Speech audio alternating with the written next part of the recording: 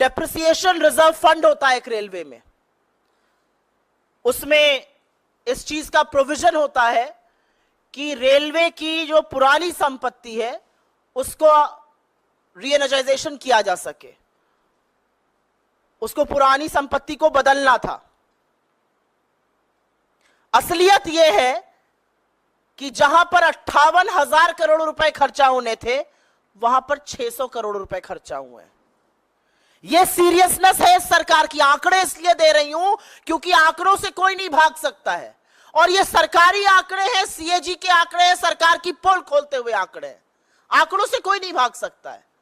आप टेसू भले बहा लीजिए, आप 4 रील जरूर बना लीजिए, लेकिन आंकड़ों से कहां भागिएगा। सुरक्षा का पैसे से आप क्रॉकरी और फर्नीचर खरीद रहे हैं, डेप्रिसिएशन फंड आप खर्चा ही नहीं कर रहे हैं। रेल जो सबसे भरोसेमंद साधन होता था आज लगातार लेट चल रही है। मुझे याद है एज अ स्टूडेंट मैं लखनऊ से दिल्ली और दिल्ली से लखनऊ बहुत करती थी, और कभी संशय नहीं रहता था। जब शुरू में नौकरी भी ज्वाइन करी थी तो संडे रात को लखनऊ से बैठो, मंडे सवेरे पहुंचो, तड़ाक से ऑफिस पहुंच जाओ। आज नहीं पता है इस बात का।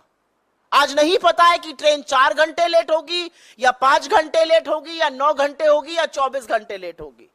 असलियत यह है कि पैसेंजर ट्रेनों में से 17% ट्रेनें लेट चल रही हैं।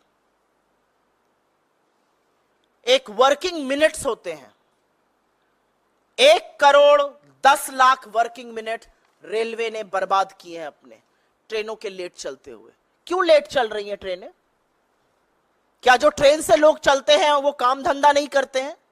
क्या जो ट्रेन से बच्चे परीक्षा देने जाते हैं, जो लोग एक जगह से दूसरी जगह जाते हैं, क्या वो काम धंधा नहीं करते? क्या उनके वक्त की कोई अहमियत नहीं है?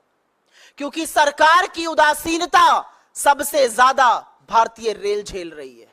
असलियत यह है कि रेल को तबाह करने के लिए इस सरकार ने कोई भी कसर नहीं छोड़ी है। हमारे रेल मंत्री को अगर मैं रील मंत्री कहूं तो शायद गलत नहीं होगा। रील बनाने का बड़ा शौक है, वंदे भारत की रील बनाते हैं, बुलेट ट्रेन की रील बनाते हैं, बनाइए।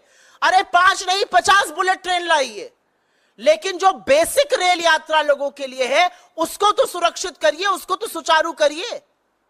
क्या मिल रहा है आपको रेल को बेचकर, रेल की जमीन पर हड़प कर, रेल को निजीकरण करके? क्या मिल रहा है आपको? लोगों की जेब पर सिर्फ और सिर्फ डाका डाला जा रहा है।